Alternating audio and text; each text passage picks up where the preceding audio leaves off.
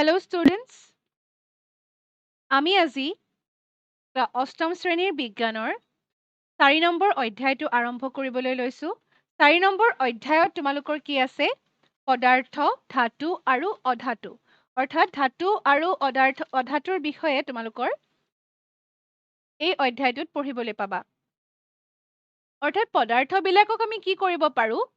ধাতু হিচাপে ভাগ কৰিব পাৰো আৰু অধাতু হিচাপে ভাগ কৰিব পাৰো। গতিকে তাৰ কাৰণে আমি জানিব লাগিব ধাতু কি বস্তু, অধাতু কি বস্তু, এইবিলাক আমি জানিব লাগিব। গতিকে আমি আজিৰ এই ভিডিঅ'টোত আমি এই চেপ্টাৰটোৱে আৰম্ভ কৰিম। তোমালোকৰ এইটো ফাৰ্ষ্ট পাৰ্ট হয় এই ভিডিঅ'টোৰ।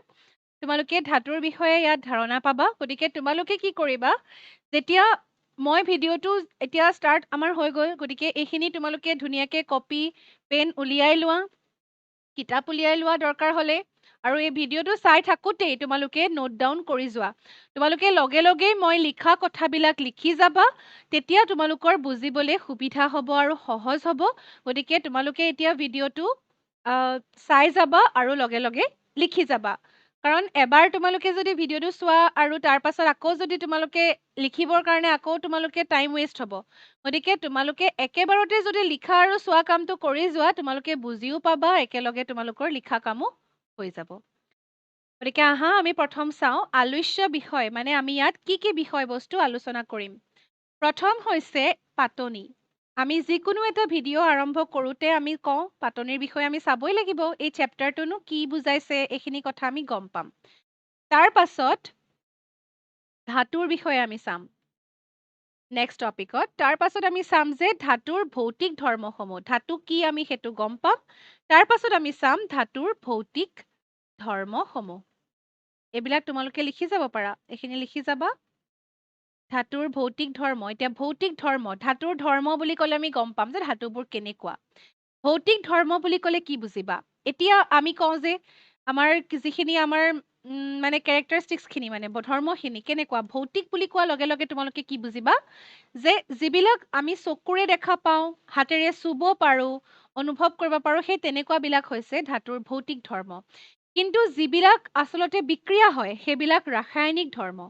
এতিয়া প্ৰথমতে আমি চাম ধাতুৰ ভৌতিক ধৰ্ম, তাৰ পাছত আমি চাব লাগিব অধাতু। যিহেতু আমাৰ চেপ্টাৰটোৰ নামটোতে আছে, আমি ধাতু পঢ়িলে আমি অধাতুও পঢ়িব লাগিব। গতিকে অধাতুৰ ভৌতিক ধৰ্মসমূহ।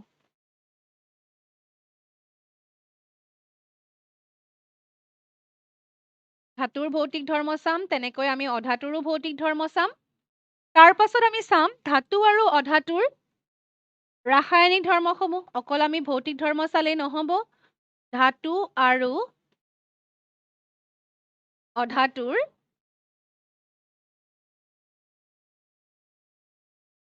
ৰাসায়নিক ধৰ্মসমূহ।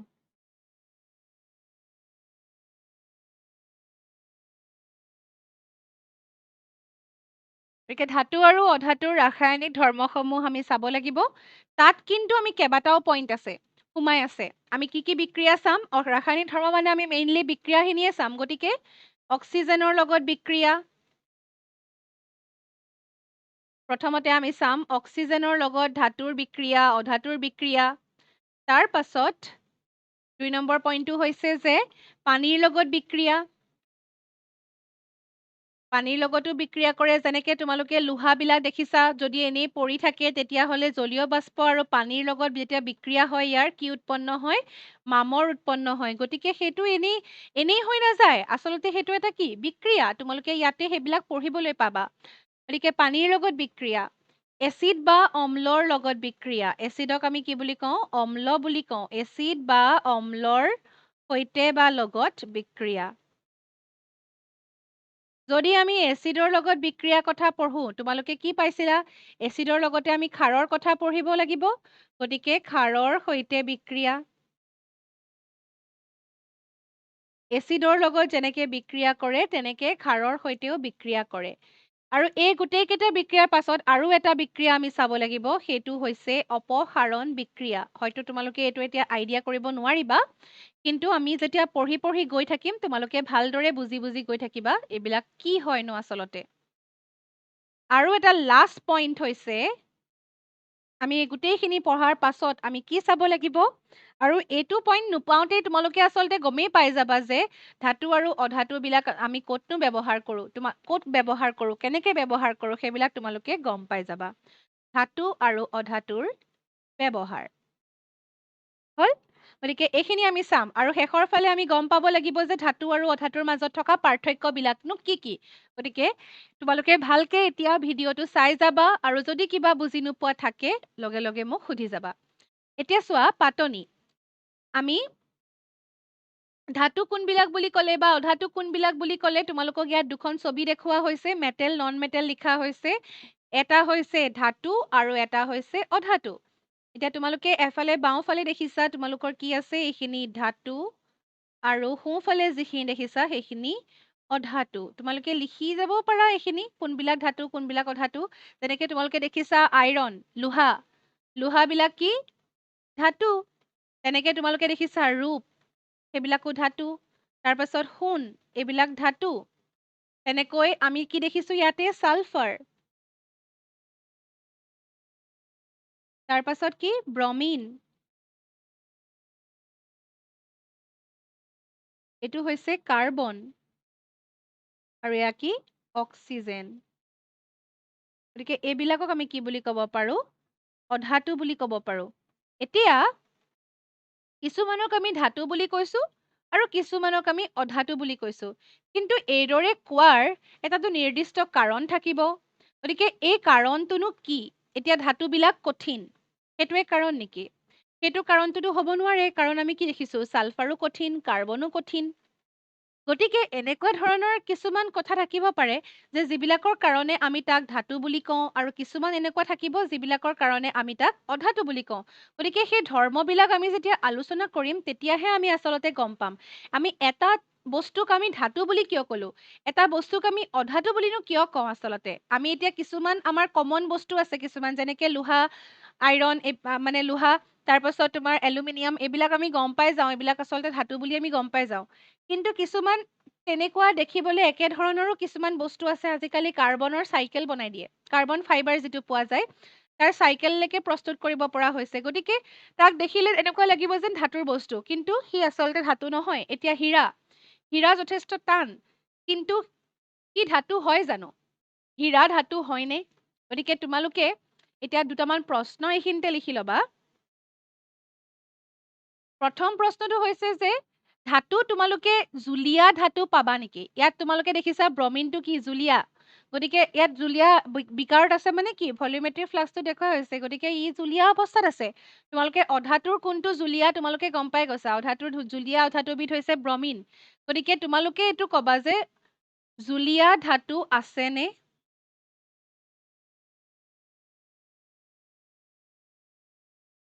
জুলীয়া ধাতু আছেনে যদি আছে উদাহৰণ দিয়া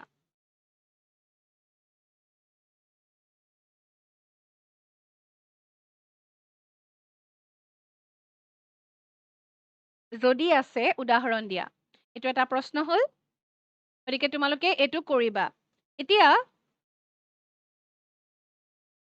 জুলীয়া ধাতু কোনটো হয় তোমালোকে এইটো প্ৰশ্নৰ উদাহৰণ তোমালোকে যদি পোৱা তেতিয়াহ'লে মোক জনাবা গতিকে ইয়াৰ পাছত আমি চাম ধাতুৰ ইতিহাস আমি ধাতু আৰু অধাতুৰ বিষয়ে যে আমি আলোচনা কৰিম সেইখিনি কথা আমি গম পাইছোঁ গতিকে আমি এটা বস্তু আলোচনা কৰিলে আমি সেই বস্তুটোৰ ইতিহাস সম্পৰ্কে জানিলে ভাল জানিলে কি ভাল আচলতে সেই বস্তুবিলাকৰ এটা প্ৰতিটো বস্তুৰ এটা হিষ্ট্ৰী আছে আজিয়ে আমি গোটেইখিনি ধাতু পাই যোৱা নাই আমি আজি কিতাপত পঢ়িবলৈ পাইছোঁ তাৰ মানে কি তাৰ আঁৰত বহুত বিজ্ঞানী বহুত মানুহৰ কষ্ট লুকাই আছে মানে তেওঁলোকে কি কৰিছে যথেষ্ট কষ্ট কৰি সেইবিলাক আৱিষ্কাৰ কৰি উলিয়াইছে গতিকে আমি সেইখিনি জনাটো ভাল কেনেকেনো আৱিষ্কাৰ কৰিছিল কেতিয়া আৱিষ্কাৰ কৰিছিল আমি সেইখিনি চাওঁ আহা ধাতু কোনটো ধাতু প্ৰথম আৱিষ্কাৰ হৈছিল জানানে তোমালোকক যদি সোধে কোনবিধ ধাতু পোনপ্ৰথমে আৱিষ্কাৰ কৰা হৈছিল তেতিয়া তোমালোকে কি ক'বা সোণ আৰু কেতিয়া আৱিষ্কাৰ হৈছিল জানা তোমালোকে শুনি আচৰিত হ'বা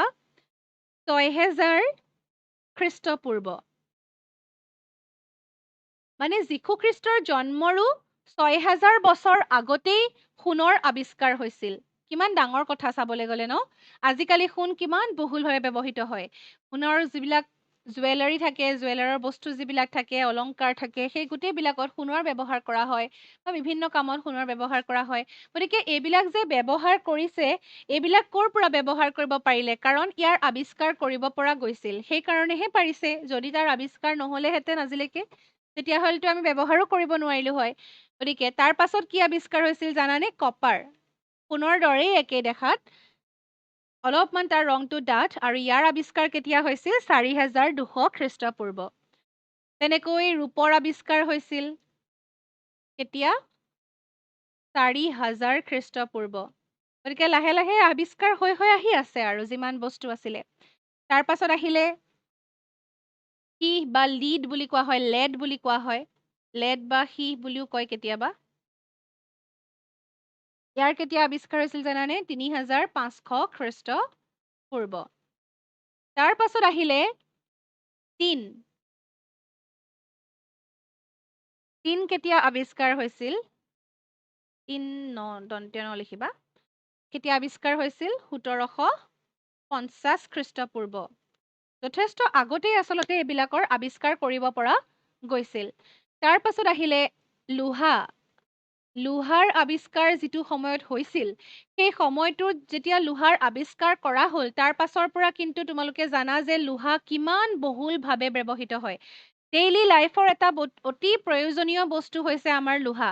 লোহাৰ ঘৰ বনাওঁতে ব্যৱহাৰ হয়, বিভিন্ন কামত ব্যৱহাৰ হয়, বিভিন্ন আহিলা, যুদ্ধৰ সা সৰঞ্জাম, যিকোনো বস্তু, অস্ত্ৰ শস্ত্ৰ এইবিলাকত বা খেতি বাতি কৰিবলৈ যিকোনো বস্তুত আজিকালি লোহাৰ ব্যৱহাৰ আমি দেখা পাওঁ। গতিকে সেই সময়খিনি যেতিয়া লোহাৰ আৱিষ্কাৰ কৰা হৈছিল, সভ্যতাই যথেষ্ট আগবাঢ়িবলৈ সক্ষম হৈছিল। গতিকে সেই এইজটোক আইৰণ এজ বা লোহাৰ যুগ বুলি কোৱা হয়, লৌহ যুগ বুলি কোৱা হয়, আইৰণ এজ বা লৌহ যুগ বুলি কোৱা হয়। লোহাৰ পাছত কি আৱিষ্কাৰ হৈছিল জানানে? ইয়াৰ পাছত আৱিষ্কাৰ হৈছিল মাৰ্কাৰী। মাৰ্কাৰী আৱিষ্কাৰ হৈছিল, আৰু ই কেতিয়া হৈছিল? 750 খ্ৰীষ্টপূৰ্ব।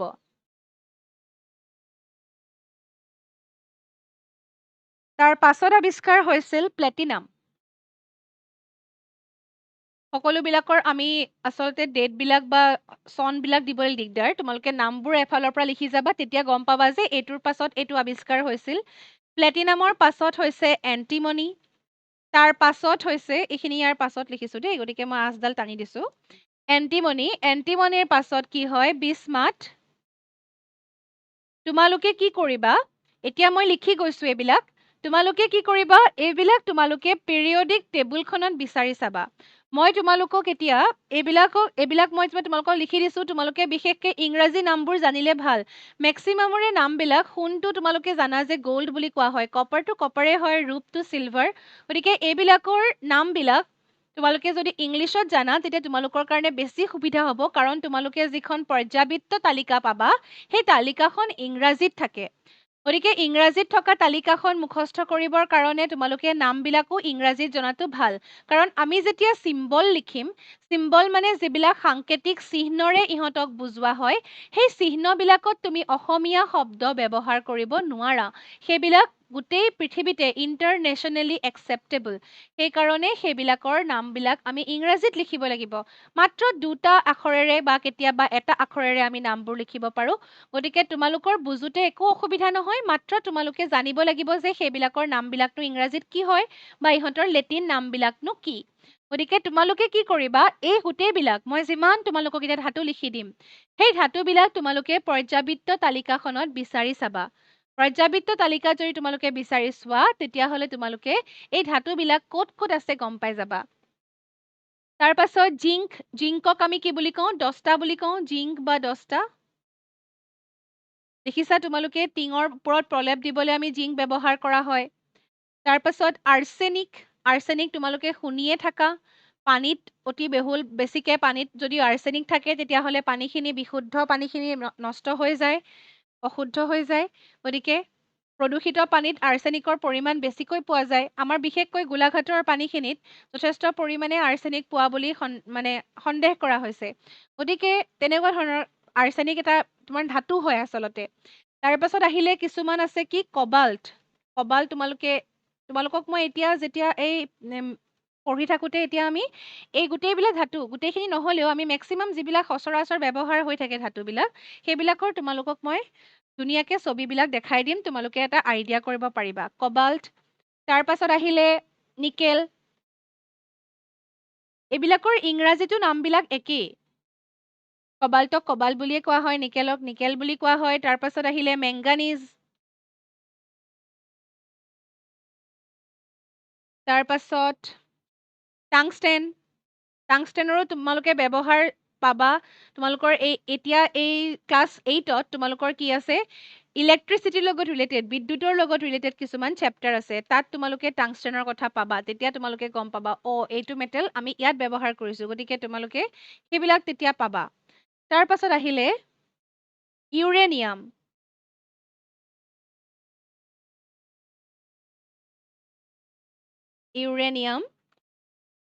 ইয়াৰ কেতিয়া আৱিষ্কাৰ হৈছিল জানানে 1789 এইটো বেছি নহয় এইটো আমাৰ এতিয়া যিখিনি চন চলি আছে খ্ৰীষ্টাব্দ তাৰ পাছত টাইটেনিয়াম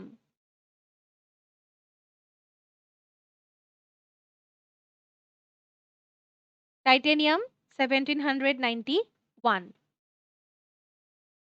এইফালে লিখো মই বাকীখিনি বেৰিলিয়াম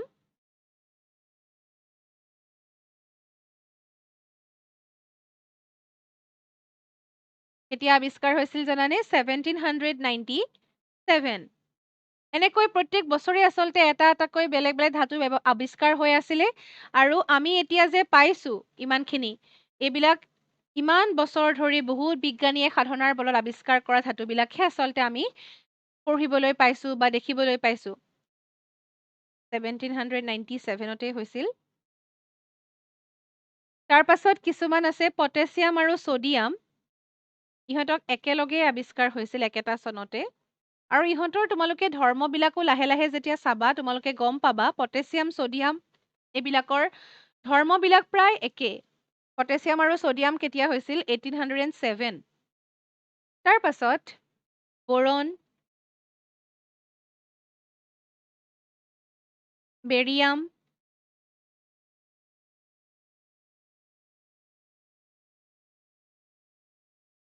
কেলছিয়াম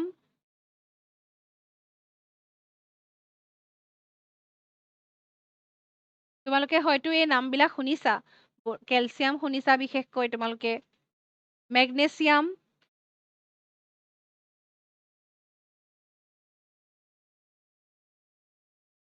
তাৰ পাছত আছে ষ্ট্ৰনছিয়াম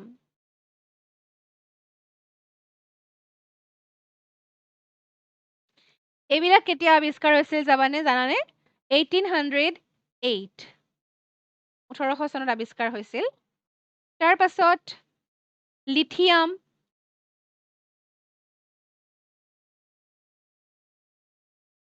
কমা কেডমিয়াম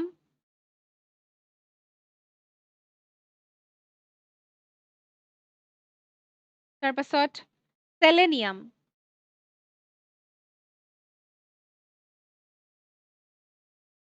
লিথিয়াম কেডমিয়াম সেলেনিয়াম এইবিলাক কেতিয়া আৱিষ্কাৰ হৈছিল 1817 আৰু 1827 চনত কি আৱিষ্কাৰ হৈছিল এলুমিনিয়াম গতিকে এই ধৰণে ইহঁতৰ ইতিহাসৰ কথা যদি বা বুৰঞ্জীৰ বিষয়ে যদি আমি ক'বলৈ যাওঁ তেতিয়াহ'লে আৱিষ্কাৰৰ কথা আমি ক'ব লাগে আৰু এইবিলাক এনেকে ধৰণে আমি কোনটোৰ পাছত কোনটো আৱিষ্কাৰ হৈছিল আমি এটা এটাকৈ আমি আলোচনা কৰিলো গতিকে এতিয়া আমি কিছুমান সাধাৰণ ধাতু কিছুমান চাম যেনেকে এটা হৈছে প্ৰথমটো আমি কি চাইছো সোণ তোমালোকে ইয়াত দেখা পাইছা সোণৰ খাৰু বা অন্যান্য অলংকাৰবিলাক ব্যৱহাৰ কৰি এইবিলাকত কি ব্যৱহাৰ কৰা হয় সোণ ব্যৱহাৰ কৰা হয় মানে সোণেৰে বনোৱা হয় গতিকে এইবিলাক দেখিছা কিউবছবিলাকত দেখিছা যে এইবিলাক গোল্ড লিখা আছে এইবিলাক সোণ আচলতে সোণটো এটা ধাতু গতিকে তোমালোকে সোণাৰীবিলাকৰ ওচৰত দেখিছা কেনেকৈ সোণ গলাই বিভিন্ন ধৰণৰ অলংকাৰ প্ৰস্তুত কৰি উলিওৱা হয় সোণৰ পাছত কিছুমান হৈছে ৰূপবিলাকৰ ৰং দেখিছা তোমালোকে যিটো চিলভাৰ কালাৰ বুলি কওঁ আমি সিলভাৰ বুলিয়ে কোৱা হয় আচলতে। ৰূপবিলাকৰ ৰংটো সোণতকৈ অলপ বেলেগ, তোমালোকে দেখিছা। আৰু তোমালোকে এতিয়া যিমান মেটেল পাই থাকিবা, দেখিছা খুব উজ্জ্বল। এই সোণো বহুত উজ্জ্বল, আকৌ ৰূপবিলাকো যথেষ্ট উজ্জ্বল। গতিকে এনেকুৱা ধৰণৰ তোমালোকে মেটেলবিলাক সাধাৰণতে বা ধাতুবিলাক এনেকুৱা ধৰণৰেই তোমালোকে দেখিবা, আৰু তাৰ ৰংবিলাকো প্ৰায় এই চিলভাৰ কালাৰ নিচিনাই হয়। গতিকে তোমালোকে এতিয়া চাই যাবা। ইয়াৰ পাছত আমি চাব লাগে কপাৰ। কপাৰ তোমালোকে দেখিছা, কপাৰ এই তাঁৰবিলাকত যে থাকে, কপাৰৰ তাঁৰবিলাক, ফেনৰ ভিতৰত যিবিলাক কইল থাকে, তাৰ পাছত যিবিলাক আমাৰ ইলেক্ট্ৰিচিটি ৱায়াৰবিলাক যিবিলাক থাকে, সেইবিলাকৰ ভিতৰত যিটো তাঁৰ থাকে, সেই তাঁৰটো কিহেৰে বনোৱা হয়? কপাৰেৰে বনোৱা হয়। তাৰ পাছত জিংক। এই জিংক তোমালোকে দেখিছা, মই কৈছো যে টিংবিলাকত যে সাধাৰণতে ব্যৱহাৰ কৰে জিংক। জিংকৰ এটা প্ৰলেপ দিয়া হয় টিংবিলাকৰ ওপৰত, যাতে তাত মামৰ নধৰে। গতিকে এইবিলাক হৈছে জিংক। এলুমিনিয়ামৰ ব্যৱহাৰ তোমালোকে জানাই। দেখিছা ইয়াতেও এতিয়া এই যিটো বাচনবিলাক ঘৰৰ যিবিলাক তোমাৰ চচপেন এনেকুৱা ধৰণৰবিলাক, সেইবিলাকৰ কিহৰ হয়? এলুমিনিয়ামৰ থাকে। তাৰ পাছত আকৌ তোমাৰ যিবিলাক ক'ল্ড ড্ৰিংক টাইপৰ বস্তু, যিবিলাক ঠাণ্ডা পানীয় জাতীয় বস্তুবিলাক য'ত খোৱা হয়, যদি কেন থাকে সেইটো, তাৰ ভিতৰতো বাহিৰটোতো প্লাষ্টিকৰ থাকে, কালাৰফুল প্লাষ্টিক থাকে, কিন্তু ভিতৰত যিটো থাকে সেইটো এলুমিনিয়ামৰ মেটেলৰ বনোৱা হয়। তাৰ পাছত আমাৰ যিবিলাক কলগেট থাকে, কলগেটবিলাকৰ তোমালোকে শেষ হোৱা কলগেট এটা তোমালোকে যদি ভিতৰ ফালে ফালি পেলাই চোৱা, তেতিয়া তোমালোকে চিলভাৰ কালাৰৰ নিচিনা এটা বস্তু দেখিবা, সেইটো হৈছে এলুমিনিয়াম। যেনেকে এলুমিনিয়াম ফইল, যিটো ফইল ব্যৱহাৰ কৰা হয় খাদ্যবস্তু পেকিং কৰিবৰ কাৰণে, সেইটো এলুমিনিয়ামৰ হয়। গাড়ীৰ ভিতৰৰ যিখিনি মেটেলৰ বস্তু থাকে, ধাতুৰ বস্তু থাকে, সেইখিনিও এলুমিনিয়ামৰ থাকে। ঠিক তেনেকৈ দৰজাৰ বাহিৰটো, তাৰ পাছত যিবিলাক ঘৰৰ যিখন দৰজা থাকে, তাৰ লকটো, সেইবিলাকো এলুমিনিয়ামৰ থাকে। পানী বটলৰ যিবিলাক স্পৰ্টছ বটলবিলাক সাধাৰণতে সেইবিলাক এলুমিনিয়ামৰ। গতিকে বিভিন্ন ধৰণৰ বস্তু আমি এলুমিনিয়ামেৰে বনোৱা দেখা পাওঁ। আৰু সেইবিলাক হৈছে কিছুমান ধাতু, দৈনন্দিন জীৱনত ব্যৱহৃত হৈ থকা ধাতু।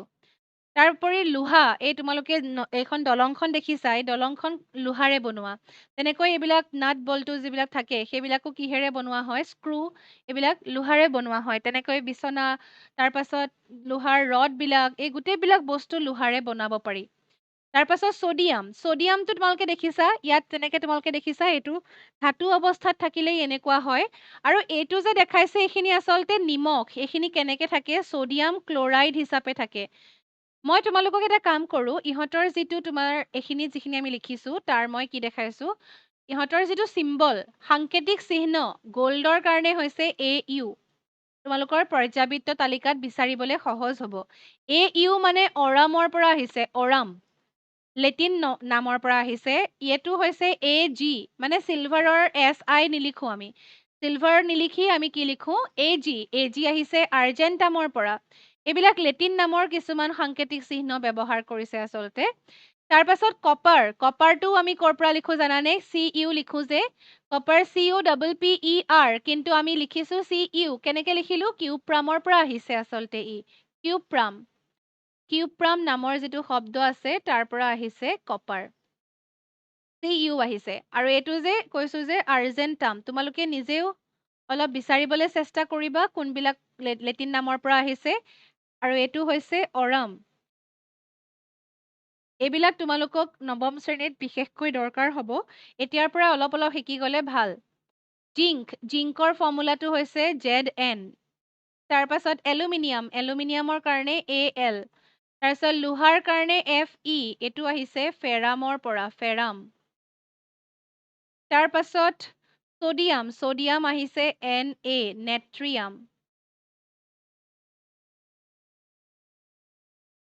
নেট্ৰিয়াম। গতিকে এইবিলাক লেটিন নামৰ পৰা আহিছে। এতিয়া চোৱা, ছডিয়াম ক্লৰাইড যে লিখিছো, এইটো নিমখ, মানে আমি যিটো খোৱা নিমখ থাকে, তাত অকল তোমাৰ ছডিয়াম নাথাকে বা অকল ক্লৰিন নাথাকে, তাত ছডিয়াম ক্লৰাইড হিচাপেহে ইয়াক পোৱা যায়। গতিকে এই ছডিয়াম ধাতু অৱস্থাত ই এনেকুৱা ধৰণৰহে হয় আচলতে, কিন্তু নিমখত ই ছডিয়াম থাকে, মানে কিছু পৰিমাণে ছডিয়াম থাকে। তাৰ পাছত এই যে ছডিয়ামটো তোমালোকে দেখিছা, এইবিলাক আমি এনেই থৈ দিব নোৱাৰো। ছডিয়ামটো তুমি যদি বায়ুৰ সংস্পৰ্শলৈ আনা, তেতিয়াহ'লে ই কি হৈ যায়? জ্বলি যায়। ই খুব পাতল হয় আৰু খুব ছফ্ট হয়। সেইকাৰণে কাটি দিব পাৰি, কেঁচিৰে বা চুৰিৰে কাটিব পাৰি ইয়াক। ছডিয়াম, পটাছিয়াম এইবিলাকক চুৰিৰে কাটিব পৰা যায়। গতিকে ইহঁতক ষ্ট'ৰ কৰোঁতে খুব সাৱধান হ'ব লাগে, ইহঁতক ভালকৈ সংৰক্ষণ কৰিব লগা হয়। ইহঁতক কি কৰা হয়? কেৰচিনত ডুবাই ৰখা হয়। সোডিয়াম বা সোডিয়ামক ষ্ট'ৰ কৰিবৰ কাৰণে। তাৰ পাছত আহিলে মেগনেছিয়াম। মেগনেছিয়াম তোমালোকে দেখিবা উদ্ভিদত সাধাৰণতে মেগনেছিয়াম থাকেই। গতিকে এই মেগনেছিয়ামৰ ফৰ্মুলাটো হৈছে Mg আৰু এইটো দেখিছা তোমালোকে খুব শ্বাইনি এটা ক্ৰিষ্টেল নিচিনা।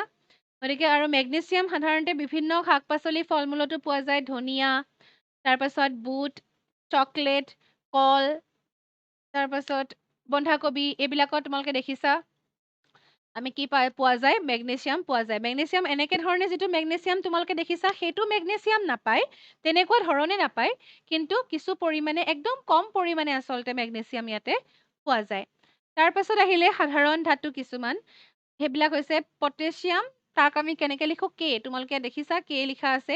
পটেছিয়ামো ঠিক ছডিয়ামৰ নিচিনাকৈ কেঁচুৰিৰে কাটিব পাৰি আৰু পটেছিয়ামকো বিভিন্ন ধৰণৰ খাদ্য বস্তুত পোৱা যায়, যেনেকৈ ফল-মূল, শাক-পাচলি ইত্যাদিবিলাক।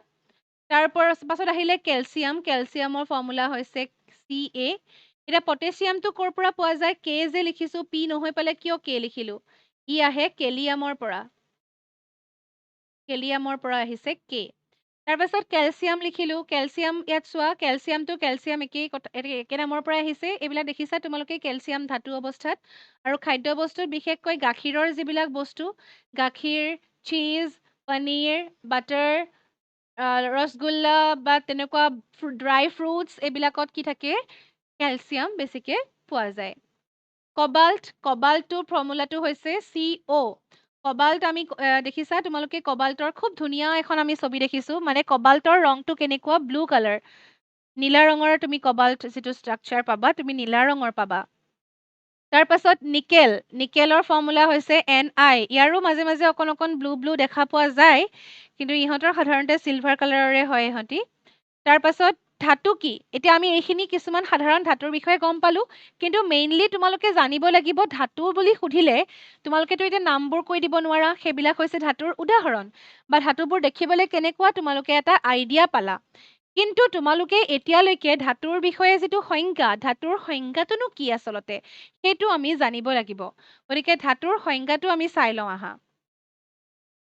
যিবিলাক পদাৰ্থৰ, তোমালোকে মোৰ লগে লগে সকলোবিলাক বস্তু লিখি যাবা। এতিয়া যিবিলাক ছবি মই দেখালো সেইবিলাকতো তোমালোকে লিখিব নোৱাৰা, গতিকে ছবিবিলাক নিলিখিলেও হ'ব, মাত্ৰ তোমালোকে নাম আৰু তাৰ সাংকেতিক চিহ্ন লিখি যাবা।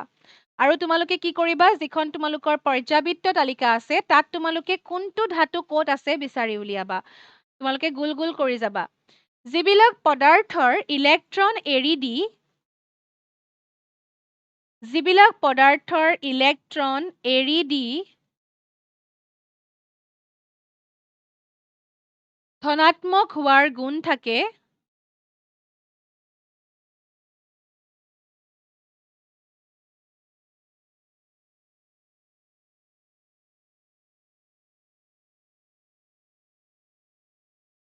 ধনাত্মক হোৱাৰ গুণ থাকে, সেইবিলাকক ধাতু বুলি কোৱা হয়।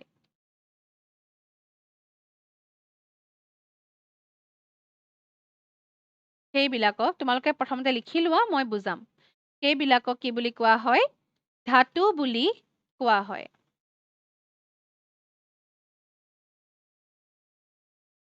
ইয়াৰ পৰা তোমালোকে এতিয়া কি বুজিলা? যিবিলাক পদাৰ্থৰ ইলেক্ট্ৰন এৰি দি ধনাত্মক হোৱাৰ গুণ থাকে, চাবা তোমালোকে, সেইবিলাকক আমি কি বুলি কৈছো? ধাতু। এতিয়া তোমালোকে তাৰ কাৰণে কি জানিব লাগিব?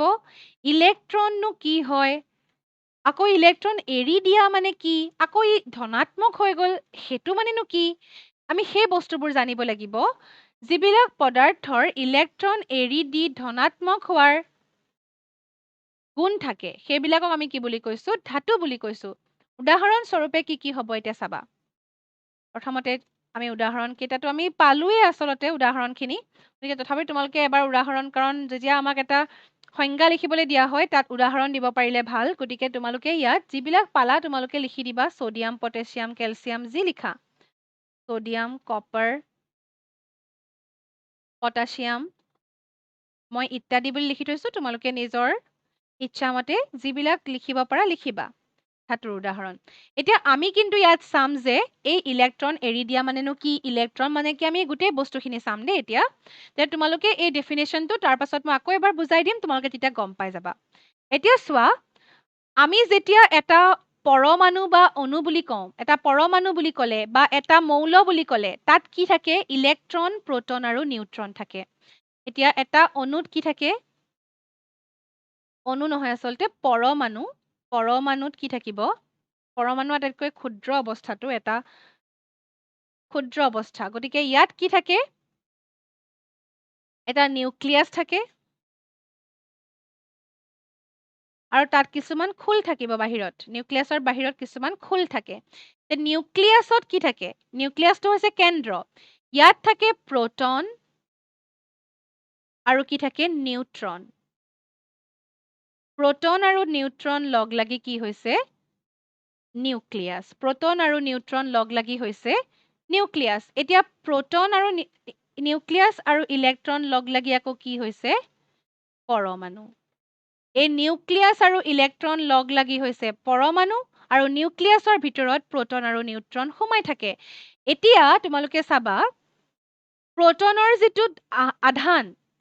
যিটো আধান এতিয়া আধান মানে কি ধনাত্মক আৰু ঋণাত্মক দুটা ধৰণৰ আধান থাকে প্ৰটনৰ আধানটো হৈছে এতিয়া এইটো হৈছে প্ৰটন হৈছে ধনাত্মক তোমালোকে কেনেকে মনত ৰাখিবা ধনাত্মক মানে হৈছে পজিটিভ হয়নে পজিটিভ পি প্ৰটনৰ কি আছে পি গতিকে ধনাত্মক মানে পজিটিভ হয় সেইটো জানিবাই তোমালোকে গতিকে প্ৰটনৰ কাৰণে তোমালোকে পি বুলি মনত ৰাখিবা তেতিয়া তোমালোকে গম পাই যাবা ইলেক্ট্ৰনৰ কাৰণে কি হ'ব ঋণাত্মক ইলেক্ট্ৰন হৈছে ঋণাত্মক প্ৰটন হৈছে ধনাত্মক ঋণাত্মক মানে নিগেটিভ ধনাত্মক মানে হৈছে পজিটিভ এতিয়া ধনাত্মক আমি গম পালো আৰু ঋণাত্মক কি আমি গম পালো এতিয়া চোৱা ধনাত্মক আৰু ঋণাত্মক তেতিয়াহ'লে নিউট্ৰনটোনো কি এই নিউট্ৰনটো কি জানানে উদাসীন মানে নিউট্ৰেল কাৰণে তাক নিউট্ৰন বুলি কয় আচলতে উদাসীন মানে তাৰ কি থাকে চাৰ্জ নাথাকে তাত জিৰ' চাৰ্জ থাকে তাৰ আধানে নাথাকে সেইকাৰণে তাক জিৰ' বুলি লিখিছো এতিয়া তোমালোকে এটা কথা জানি ল'বা এটা এটম কেনেকে থাকে এটা পৰমাণুত কি হয় ভিতৰত নিউক্লিয়াছটো সোমাই থাকে সি কেনেকুৱা হ'ব যিহেতু নিউক্লিয়াছৰ ভিতৰত কি আছে প্ৰটন আছে প্ৰটনৰ কি আছিলে পজিটিভ আৰু নিউট্ৰনৰ কি জিৰ' গতিকে আল্টিমেটলি নিউক্লিয়াছটো কি হ'ব পজিটিভ আৰু বাহিৰত কি থাকে ইলেক্ট্ৰন বাহিৰত ইলেক্ট্ৰনবোৰ ঘূৰি থাকে আৰু ভিতৰত কি থাকে এই প্লাছটো থাকে মানে প্ৰটনবোৰ থাকে এতিয়া প্ৰটন আৰু ইলেক্ট্ৰনবোৰ কেনেকে থাকে বা কিমান থাকে তোমালোকে সেইটো এটা কেনেকে বুজিবা এতিয়া তোমালোকে চাবা দেই প্ৰটনৰ সংখ্যা সদায় কি হয় ইলেক্ট্ৰনৰ লগত সমান হয় ইলেক্ট্ৰন যিমান থাকে প্ৰটনো সাধাৰণতে সিমানেই থাকে গতিকে এই কথাটোৰ পৰা এতিয়া কি বুজিবা এই কথাটোৰ কাৰণেই আচলতে মই যে তোমালোকক যে কৈছো তোমালোকে পৰ্যাবৃত্ত তালিকাৰ 1ৰ পৰা 30লৈকে বা 20লৈকে তোমালোকে মনত ৰাখিবা তেতিয়া তোমালোকৰ কি হ'ব এতিয়া আমি যিবিলাক ৰিয়েকশ্যন পাম যিবিলাক বিক্ৰিয়া পাম সেইবিলাক তোমালোকৰ বুজিবলৈ সহজ হ'ব আৰু এইখিনি জনাটো তোমালোকৰ অতিশয় দৰকাৰী এতিয়া প্ৰটনৰ সংখ্যা মানেনো আকৌ কি সেইটো আমি জানিব লাগিব তাৰ আগতে তোমালোকে চাই লোৱা প্ৰটনৰ সংখ্যা আৰু ইলেক্ট্ৰনৰ সংখ্যা সমান মানেনো কি যিমানটা পজিটিভ থাকিব সিমানটাই কি থাকিব নিগেটিভ আকৌ এইটো মানেনো কি যদি তোমাৰ ওচৰত +10 আছে এইফালে -10 থাকিলে মানে সমান আছে মানে মোৰ ওচৰত 10টা কমলা আছে আৰু তোমাৰ ওচৰত 10টা আপেল আছে মানে আমাৰ দুইজনৰে ওচৰত সমান সমান বস্তু আছে কিন্তু বস্তু কেইটা বেলেগ বেলেগ মোৰ ওচৰত থকা কমলা মানে হৈছে পজিটিভ মানে এনেকুৱা 1 2 3 4 5 কমলা কেইটা আছে 10টা মানে পজিটিভ কেইটা আছে 10টা 6 7 8 9 10 এইটোহে বুজাইছে +10 তুমি যদি চোৱা +10 -10 ইকুৱেল কৰিলে আমি কিমান পাম 0 পালো মানে মুঠতে যিটো তোমাৰ পৰমাণু আছে সেই পৰমাণুটোৰ ওপৰত একো আধান নাই পৰমাণুটোৰ কিন্তু কি আছে ধনাত্মক যিমানটা আছে প্ৰটন সিমানটাই কি আছে ইলেক্ট্ৰন তোমালোকে আকৌ নাভাবিবা যে এতিয়ানো কিহৰ কথা কৈ আছে, প্ৰটন ইলেক্ট্ৰনৰ কথানো কেনেকে আহিলে। এই পৰমাণু মানেই হৈছে যে যিবিলাক আমি ধাতুৰ কথা ক'ম, যিবিলাক আমি অধাতুৰ কথা ক'ম, সেই গোটেইবিলাকেই এটা এটা পৰমাণু। প্ৰতিটো ধাতুৰে এটা পৰমাণু থাকিব, প্ৰতিটো অধাতুৰে এটা এটা পৰমাণু থাকিব। গতিকে সেই পৰমাণুবিলাকৰ ভিতৰত আকৌ কি থাকে, ইলেক্ট্ৰন, প্ৰটন আৰু নিউট্ৰন থাকে, আৰু সেইবিলাকতেই এই আধানবোৰ থাকে। এতিয়ালৈকে আমি এইখিনি কথা পোৱা নাছিলো, আৰু তোমালোকৰ কিতাপত এইটো পাঠত এইবিলাক কথা নাই দিয়া। কিন্তু তোমালোকে যদি এইখিনি কথা বুজি নোপোৱা, তেতিয়াহ'লে তোমালোকে বিক্ৰিয়াবিলাক কৰিব নোৱাৰিবা, বা তোমালোকে বুজোতে অসুবিধা হ'ব। সেইকাৰণেই আচলতে মই বুজাই লৈছো, আৰু আজিৰ এই ভিডিঅ'টো তোমালোকে এইখিনি কথা ভালকে বুজি লোৱা। এবাৰত নুবুজিলে তোমালোকে দুবাৰ চাবা। যদি এইখিনি বুজি পাই যোৱা, তেতিয়াহ'লে তোমালোকে যিকোনো কথা বুজিবলৈ একদম সহজ হৈ পৰিব। এতিয়া চোৱা, মোৰ ওচৰত 10টা কমলা আছিলে, আৰু তোমাৰ ওচৰত কি আছিলে, 10টা আপেল। 10টা আপেল মাইনাছ দি বুজাইছো, 1 2 3 4 5 6 7 8 9 10। গতিকে 10টা কমলা 10টা আপেল সমান নহয় জানো? দুইজনৰে মিলি পেলাই তোমাৰ 20টা বস্তু আছে, কিন্তু আল্টিমেটলি মানে আমি কি বুলি দেখাইছো ইয়াতে, এইটোতো তোমাৰ প্লাছ আৰু মাইনাছ হয়। গতিকে দুইটা লগ লগাই দিলে কি হৈ যাব, +10 আৰু -10 সমান 0 হৈ যাব। 10ৰ পৰা 10 বিয়োগ গুচি গ'ল, কিমান হৈ গ'ল, 0। এতিয়া মই কি কৰিলো, ইয়াত কি কৈছে, ইলেক্ট্ৰন এৰি দি, ইলেক্ট্ৰন যদি গুচি যায়, মানে তুমি যদি তোমাৰ পৰা 2টা আপেল যদি বেলেগক দি দিয়া, বা 2টা আপেল যদি তুমি পেলাই দিয়া, তেতিয়াহ'লে তোমাৰ ওচৰত কেইটা আপেল থাকিব? আগতে আছিলে 10টা, এতিয়া তোমাৰ ওচৰত থাকিব 8টা। এতিয়া তোমাৰ ওচৰত কিমান আছে, 8টা। মানে এবাৰ আছে তোমাৰ ওচৰত -8, আৰু মোৰ ওচৰততো মইতো পেলাই দিয়া নাই, মোৰ ওচৰত কিমান আছে, +10 আছে। কিন্তু তোমাৰ ওচৰত এতিয়া কিমান আছে, -8, মানে 8টা আছে। 1 2 3 4 5 6 7 8। এতিয়া তুমি যোগ কৰি চোৱা, কিমান হ'ব, +10 -8 সমান +2। ই কি হৈ গ'ল দেখিছানে? এতিয়া ইলেক্ট্ৰন এৰি দিয়াৰ লগে লগে তুমি মাইনাছ এৰি দিলা, +2 প্ৰটনহে। আমি প্ৰটন কেতিয়াও এৰি নিদিওঁ, প্ৰটন সদায় কি থাকে, ধ্ৰুৱক। প্ৰটনৰ সংখ্যা সলনি নহয়। কিয় সলনি নহয় মই সেইটো বুজাম। অকল কি সলনি হয়, ইলেক্ট্ৰন। এতিয়া ইলেক্ট্ৰন তুমি বেলেগক দি দিলা, 2টা দি দিলা, পেলাই দিলা, তেতিয়া কি হৈ গ'ল, ইলেক্ট্ৰনৰ সংখ্যা আগতে -10 আছিলে, এতিয়া কি হৈ গ'ল, -8। কিন্তু যিটো পৰমাণু আছিলে, সেই পৰমাণুটো আগতে কি হৈ আছিলে, 0, এতিয়া কি হৈ গ'ল, +2। যদি +2 হৈ যায়, ই কি হৈ যাব, ধনাত্মক। ইলেক্ট্ৰন এৰি দিয়াৰ লগে লগে ই কি হৈ গ'ল, ধনাত্মক। গতিকে যিবিলাক পৰমাণুৰ বা যিবিলাক পদাৰ্থৰ ইলেক্ট্ৰন এৰি দি ধনাত্মক হ'ব পাৰে, সেইবিলাকক আমি কি বুলি কওঁ, ধাতু। এতিয়া চাবা, তোমালোকক মই আৰু এটা উদাহৰণৰ সহায়ত বুজাই দিম, তোমালোকৰ আৰু সহজ হ'ব বুজিবলৈ। এইটো কি হয়, এনে লিখিছো, তোমালোকৰ অলপ দেৰি আগতে লিখিছিলা, তোমালোকে এনে কাৰ কাৰণে লিখিছিলা, সোডিয়ামৰ কাৰণে। গতিকে এতিয়া সোডিয়ামৰ কাৰণে তোমালোকে কি লিখিছা, Na। তোমালোকে জানিব লাগিব যে সোডিয়ামৰ সাংকেতিক চিহ্নটো তোমালোকেতো জানিলা, এতিয়া এনে গম পালা, কিন্তু ইয়াৰ পাৰমাণৱিক সংখ্যা তোমালোকক মই যে পৰ্যাবৃত্ত তালিকাখন পঢ়িবলৈ দিছো, তোমালোকে কেনেকে পঢ়িছা, এতিয়া মনত ৰাখিছা? Hydrogen, helium, lithium, beryllium, boron, carbon, এনেকে তোমালোকে পঢ়ি গৈ আছা। কিন্তু তোমালোকে এতিয়ালৈকে জনা নাই যে সেইবিলাক যে তোমালোকে পঢ়িছা, তোমালোকে যদি hydrogen, helium, lithium, beryllium, boron, carbon পঢ়িছা, তেনেকেই পঢ়িব লাগিব। তোমালোকে লিথিয়াম, বেৰিলিয়াম, হাইড্ৰজেন, কাৰ্বন এনেকে পঢ়িব নোৱাৰা। যেনেকে তোমালোকৰ স্কুলত কি থাকে, ৰোল নাম্বাৰ থাকে। গতিকে ৰোল নাম্বাৰ যেনেকে তোমালোকৰ স্কুলত থাকে, তোমাৰ ৰোল নাম্বাৰটো কেতিয়াও বেলেগে কৈ দিব নোৱাৰে যে মোৰ ৰোল নাম্বাৰ ইমান হয়, বা আমুক ৰোল নাম্বাৰ বুলি মাতিলে সেইজন ষ্টুডেণ্টহে উঠিব, বেলেগ উঠিব নোৱাৰে। মানে ৰোল নাম্বাৰটো কি, ফিক্স। তেনেকৈ এটা ধাতুৰ বা এটা পৰমাণুৰ, যিটো এটা মৌলৰ, যিকোনো এটা মৌলৰ কি থাকে, পাৰমাণৱিক সংখ্যা ফিক্স থাকে। আৰু তোমালোকে যে পঢ়িছা হাইড্ৰজেন, হিলিয়াম, লিথিয়াম, বেৰিলিয়াম এনেকে, সেইবিলাকে আচলতে পাৰমাণৱিক সংখ্যা। মানে কোনবিলাক, হাইড্ৰজেন কেই নম্বৰত আছে, 1 নম্বৰত, মানে হাইড্ৰজেনৰ পাৰমাণৱিক সংখ্যা কিমান, 1।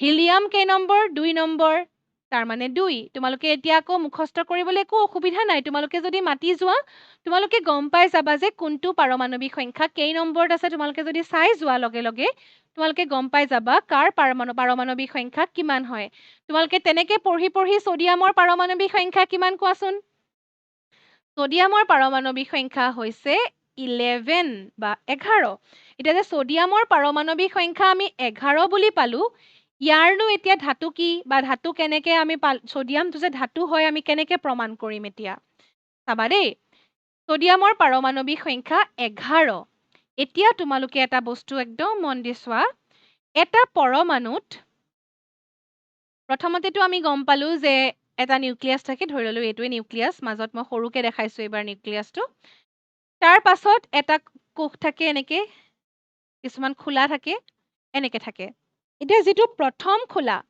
তাক আমি কি বুলি কওঁ জানানে ইয়াত তোমালোকে দেখিছা সোডিয়াম যেটো দেখিছা তোমালোকে সোডিয়াম বুলি যত আকি থোৱা আছে সেইটো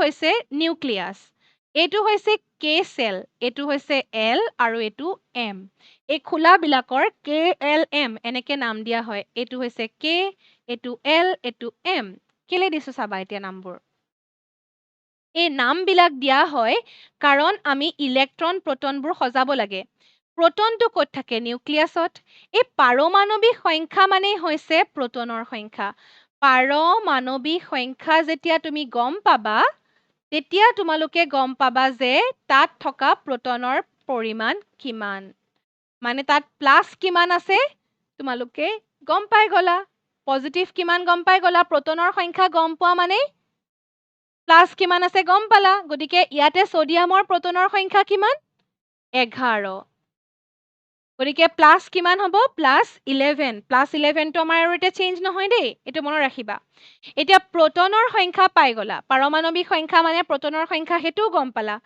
কিন্তু আৰু এটা কথা আছে যে প্ৰটনৰ সংখ্যা কি হয় ইলেক্ট্ৰনৰ সংখ্যাৰ লগত সমান হয় মানে যিমান প্ৰটন থাকিব সিমানেই কি থাকিব ইলেক্ট্ৰনৰ সংখ্যা পাইছিলো আমি আগতে অলপ আগতে তোমালোকক কৈছো গতিকে প্ৰটনৰ সংখ্যাৰ লগত যদি ইলেক্ট্ৰনৰ সংখ্যা সমান হয় তেতিয়া হলে সোডিয়ামত থকা প্ৰটনৰ সংখ্যা আৰু ইলেক্ট্ৰনৰ সংখ্যা কিমান 11 খালি সোডিয়ামত থকা প্ৰটনৰ সংখ্যা হৈছে +11 আৰু ইলেক্ট্ৰনৰ সংখ্যা হৈছে -11 এতিয়া আমি KLM এই কোষবিলাক কেলে দেখাইছো এই K সেলত তোমালোকে চোৱাচোন কেইটা ইলেক্ট্ৰন আছে চোৱাচোন এটা দুটা L সেলত কেইটা এটা দুটা তিনিটা চাৰিটা পাঁচটা ছটা সাতটা আঠটা এই ধৰণে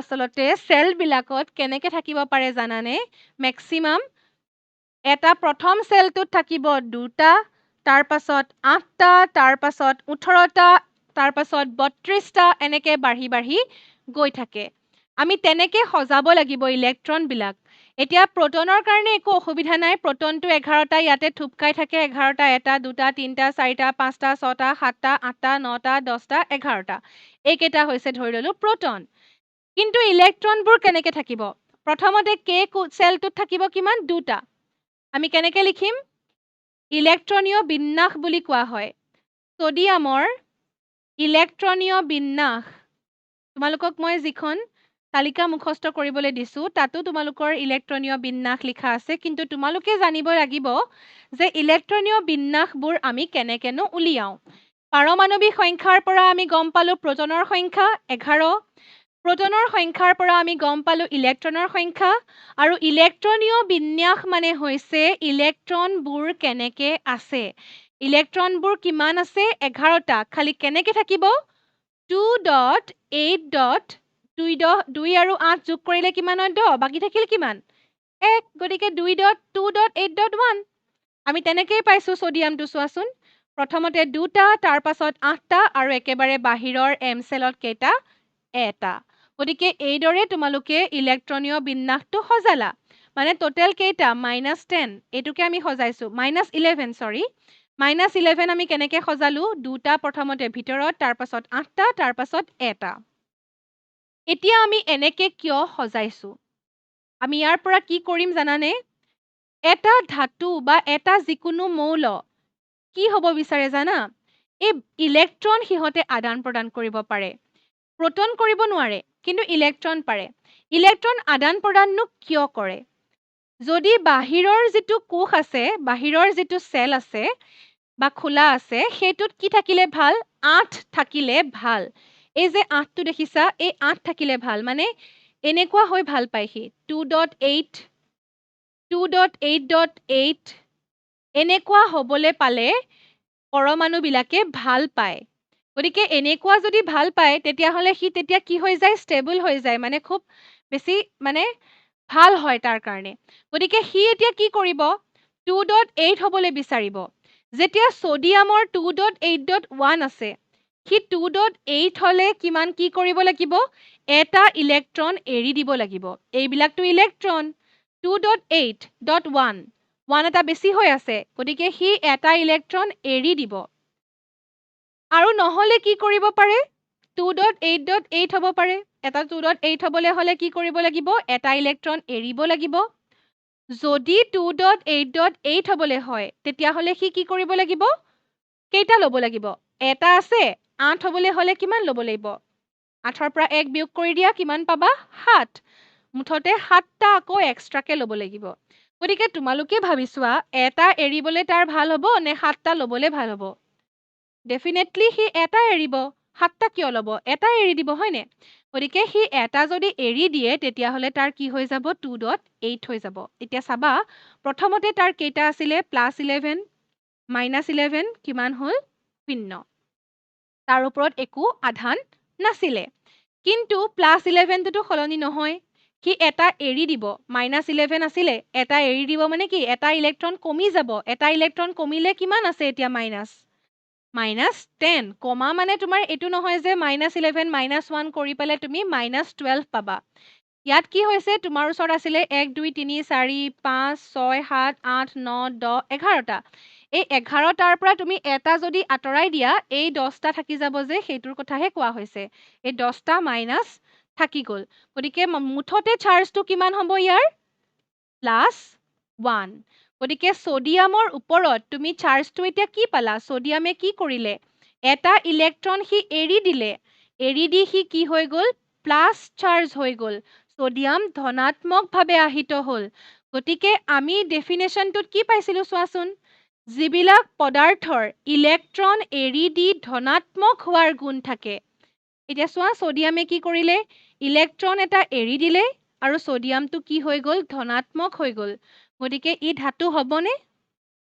হ'ব, ছডিয়াম এটা ধাতু হ'ব। গতিকে ছডিয়াম যদি ধাতু, আমি চাই লওঁ এটা অধাতু হ'লে কি হ'ব লাগিব? ইলেক্ট্ৰন যদি এৰিলে ধাতু হয়, ইলেক্ট্ৰন ল'লে কি হ'ব? অধাতু। আমি এটা চাম দেই। ক্লৰিনৰ কাৰণে চাম। ক্লৰিনটো আমি Cl দি লিখোঁ। ক্লৰিনৰ পাৰমাণৱিক সংখ্যা হৈছে, তোমালোকে যদি মনত ৰাখিছা, তোমালোকে তেতিয়াহ'লে গম পাবা ক্লৰিনৰ পাৰমাণৱিক সংখ্যা হৈছে 17। গতিকে আমি কেনেকে পাম? ইলেক্ট্ৰনীয় বিন্যাস কেনেকে পাম? ইলেক্ট্ৰনীয় বিন্যাস মই শ্বৰ্ট ফৰ্মত লিখিছোঁ। কিমান পাম? 2.8 হ'লে কিমান হ'ল? 10.7। এতিয়া চোৱা, ই 2.8 হ'বলৈ হ'লে কি কৰিব লাগিব? 2.8.8 হ'বলৈ কি কৰিব লাগিব? 2.8.8 হ'বলৈ হ'লে সি এটা ইলেক্ট্ৰন ল'ব লাগিব। 2.8 হ'বলৈ হ'লে সি 7টা এৰিব লাগিব। এতিয়া ই এটা ল'ব নে 7টা এৰিব? যেনেকে ছডিয়ামে 7টা লোৱা নাছিলে, 7টা ল'বলৈ হ'লে তাৰ কষ্ট বেছি হ'ব। গতিকে ই 7টা এৰিবলৈ হ'লেও তাৰ কষ্ট বেছি হ'ব। গতিকে সি এটা যদি লৈ লয়, তেতিয়াহ'লে ইয়াৰ কি হৈ যাব? 2.8.8 হৈ যাব। ইয়াৰ মানে এতিয়া কি বুজিলা? ক্লৰিনৰ পাৰমাণৱিক সংখ্যা 17 মানে ইয়াত প্ৰোটন কিমান আছে? +17। ইলেক্ট্ৰন কিমান আছে? -17 সমান কি হৈ আছিলে? 0। এতিয়া প্ৰোটনটোতো সলনি নহয়। মাইনাছ কিমানটা হৈ গ'ল যদি সি এটা লৈ লয়? যদি এটা লৈ লয়, তেতিয়াহ'লে তাৰ মাইনাছ কিমান হ'ব? মাইনাছ বাঢ়ি যাব, -18 হৈ যাব। গতিকে 18ৰ পৰা 17 মাইনাছ কৰিলে কিমান পাবা? 17 - 18 -1। ডাঙৰটোৰ আগত কি আছে? মাইনাছ। গতিকে -1। মানে কি? ক্লৰিনে যেতিয়া এটা ইলেক্ট্ৰন লয়, ইয়াত মাইনাছ ইলেক্ট্ৰন দেখাব নালাগে, ৰ'বা। ইলেক্ট্ৰনৰ ওপৰত তোমালোকে মাইনাছ চাইনটো দেখাব পাৰা কাৰণ সি মাইনাছহে লৈছে আচলতে লৈছে মানে কি সি মাইনাছ এটাহে বেছিকে লৈছে গতিকে ক্লৰিনে যেতিয়া এটা ইলেক্ট্ৰন ল'ব তাৰ মাইনাছ বাঢ়ি গ'ল ইলেক্ট্ৰন ল'লে তাৰ মাইনাছ বাঢ়ি যায় গতিকে ক্লৰিনটো কি হৈ যাব মাইনাছ Cl মাইনাছ হৈ যাব গতিকে ই ধাতু নহয় কাৰণ ধনাত্মক হলে আমি ধাতু বুলি কওঁ ই তেতিয়াহলে কি হ'ব ঋণাত্মক হৈছে কাৰণে ই হ'ব অধাতু আৰু সোডিয়াম কি হৈছিলে ধনাত্মক সেইকাৰণে সোডিয়ামটো হৈছে ধাতু গতিকে এইখিনি তোমালোকৰ কাৰণে হয়তো বুজিবলৈ অলপ অসুবিধা হ'ব পাৰে কাৰণ তোমালোকে এইখিনি প্ৰথমবাৰৰ কাৰণে পাইছা গতিকে তোমালোকে ভিডিঅ'টো ৰিপিট চাবা এবাৰ চাই যদি বুজি নোপোৱা আকৌ এবাৰ চাবা যদি তাৰ পাছতো বুজি নোপোৱা বাৰু মই বুজাই দিম কিন্তু তোমালোকে এইখিনি বুজিবলৈ চেষ্টা কৰিবা তেতিয়া তোমালোকৰ বিভিন্ন বিক্ৰিয়াবিলাক কৰোঁতে তোমালোকৰ যথেষ্ট সহায় হ'ব আৰু সহজো হৈ পৰিব গতিকে অলপমান তোমালোকে কষ্ট কৰি এইখিনি বুজিবলৈ চেষ্টা কৰিবা আৰু মই তোমালোকক এটা প্ৰশ্ন দি দিওঁ তেতিয়া তোমালোকে উলিয়াবৰ কাৰণে তোমালোকৰ সহজ হৈ পৰিব তেতিয়া বুজিবলৈ ইজি হ'ব অলপমান মেগনেছিয়াম ধাতু হয়নে মেগনেছিয়াম ধাতু সৰি ধাতু থাকি গৈছে মোৰ ধাতু হয়নে নহয় তুমি কেনেকৈ পৰীক্ষা কৰিবা ইলেক্ট্ৰনৰ আদান প্ৰদানৰ সহায়ত পৰীক্ষা কৰি দেখুৱা মানে তোমালোকে কি কৰিব লাগিব চাবা দেই মই অলপ দেখাই দিম বাৰু তোমালোকে কি কৰিবা উদাহৰণ উত্তৰটো তোমালোকে মই লিখি নিদিওঁ তোমালোকক হিন্ট দিছোঁ অকণমান সহায় কৰিবৰ কাৰণে মেগনেছিয়াম ধাতু হয়নে নহয় প্ৰথমতে মেগনেছিয়ামৰ তোমালোকক কি লাগিব পাৰমাণৱিক সংখ্যা উলিয়াবা তাৰ পৰা তোমালোকে কি গম পাবা প্ৰটনৰ সংখ্যা গম পাবা আৰু কি গম পাবা ইলেক্ট্ৰনৰ সংখ্যা গম পাবা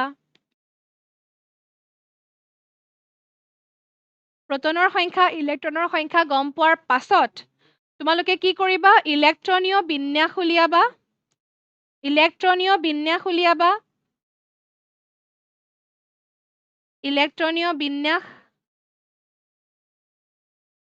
ইলেক্ট্ৰনীয় বিন্যাস উলিয়ালে তোমালোকে গম পাই যাবা যে বাহিৰৰ কক্ষত 8 কৰিবলৈ হলে তোমালোকে ইলেক্ট্ৰন এৰিব লাগিব নে ইলেক্ট্ৰন ল'ব লাগিব গতিকে ইলেক্ট্ৰন এৰি দিয়ে